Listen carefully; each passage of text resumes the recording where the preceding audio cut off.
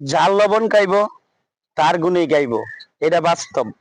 একটি ছেলে প্রতিদিনের রাস্তা দাঁড়িয়ে থেকে নায়ক হয়ে, আর মেয়েটা প্রতিদিনই স্কুলে যায়, প্রতিদিনই মেয়েটা ফলো করে ছেলেটা নায়কের মতো এত সুন্দর দেখতে।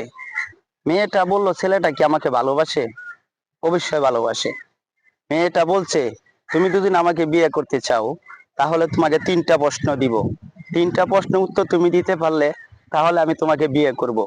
মেয়েটা বলল, তুমি আমার স্বামী হয়ে যদি চলে যাও তাহলে কি পরিচয় থাকবে? 1 নম্বর।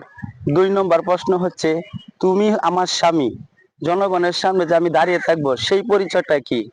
2 নম্বর প্রশ্ন। 3 নম্বর প্রশ্ন, স্বামীর 2টা সংখ্যা, ছেলের একটা মেয়ের একটা, ছেলের সংখ্যা উপরে, নারীর সংখ্যা নিচে। তাহলে এই উত্তরটা তুমি দিতে পারো, তুমি লেখে, তাহলে আমি তোমাকে বিয়ে করব। এটা তার যোগ্যতা এবং শিক্ষিত কতটুকু, এতটুকু মেয়েটা হিসাব করছে। এখন এই উত্তরগুলা দিতে পারলে অবশ্যই ওই ছেলে আর ওই মেয়ে একসাথে বিয়ে হবে। কথাটার উত্তরটা রইল আপনাদের মাঝে। আল্লাহ হাফিজ।